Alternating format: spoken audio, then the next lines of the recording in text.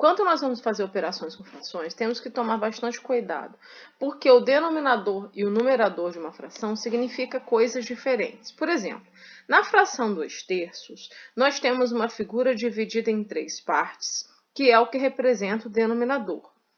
E foram pintadas 2 partes delas de amarelinho, que é o que representa o numerador. Então, o denominador significa a quantidade de partes que ela foi dividida em 3 partes. E o numerador, em quantas partes está sendo utilizado. Se fosse uma barra de chocolate que eu dividi em 3 partes e comi 2, eu teria comido essas 2 partes. Eu tenho uma outra fração, que é a fração 5/6. Está aqui a figura que representa. Dividida em 6 partes e 5 pintadinhas de amarelo, que são 5/6, né? Se nós observarmos, vamos perceber o seguinte: essas 2 figuras, esses 2 retângulos, são do mesmo tamanho. Porém, esse de cima foi dividido em 3 partes, porque a fração tinha denominador 3. E esse outro aqui foi dividido em 6 partes, porque a fração tinha denominador 6. Automaticamente, quando eu divido uma figura do mesmo tamanho em quantidade de partes diferentes, esses pedaços são de tamanhos diferentes. Eu não posso considerar somar esses pedaços porque eu tenho coisas diferentes, de tamanhos diferentes. Essa figura aqui, ó, essa divisão dessa figura é muito maior do que essa.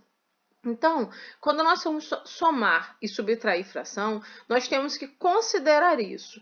Por isso que eu não posso simplesmente somar automaticamente ou diminuir frações que tenham denominadores diferentes. Bom, se eu for somar essas 2 frações, 2/3 e 5/6, primeiro eu tenho que transformá-las em 2 frações equivalentes a elas mesmas que tenham o mesmo denominador. Para isso, eu faço o MMC entre os denominadores. Meu problema está sendo o denominador, né? Porque é o denominador que está me causando as figuras estarem divididas em tamanhos diferentes. Então, vamos fazer o MMC dos denominadores. O MMC nós fazemos fatorando por números primos, né? Então, vamos lá. O primeiro dos números primos é 2. 3 não dá para dividir por 2, eu repeti. 6 dividido por 2 deu 3. Agora, eu posso fatorar por 3, que é o próximo número primo. Não dá mais para fatorar por 2, porque agora eu só tenho números ímpares. Números ímpares não são por 2. 3 dividido por 3 deu 1 e 3 dividido por 3 deu 1. Depois que eu fatoro tudo, que fica 1 em tudo, eu só multiplico os fatores que eu obtive. Esse é o resultado do MMC. 2 vezes 3 deu 6. Depois que eu faço isso, eu vou substituir esses denominadores que eu não queria porque eram diferentes por esse resultado MMC, que é 6. Então, no lugar dos denominadores, eu vou colocar 6. Aí, vou fazer assim, ó, 6 dividido por 3 deu 2. 6 dividido por 6 dá 1. Agora, eu multiplico. 2 vezes 2, 4.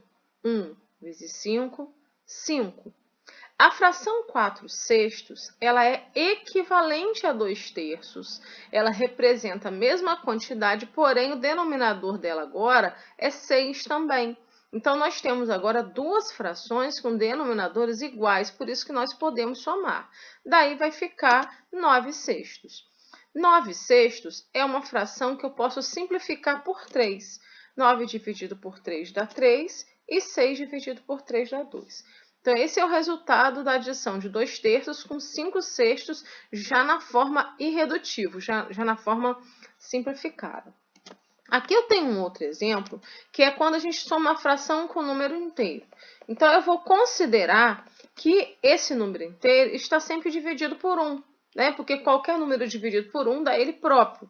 Então, sempre que eu tiver um número inteiro, seja 1 ou qualquer número, eu vou colocar ele sobre 1 e vou tirar o MMC entre 2 e 1, que obviamente é 2. Eu vou até colocar o MMC aqui para vocês entre 2 e 1, mas sempre que eu tiro o MMC de um número com 1, o resultado é o próprio número. Não? Então, se for entre 2 e 1, deu 2. Faço a mesma coisa, ó, divido pelos números que eu fiz em MMC. 2 dividido por 2 deu 1, 2 dividido por 1 deu 2, e agora vou multiplicar. 1 vezes 1 deu 1, e 2 vezes 1 deu 2, o resultado dá 3/2. Eu posso fazer isso tanto para somar como para subtrair frações. O procedimento é o mesmo.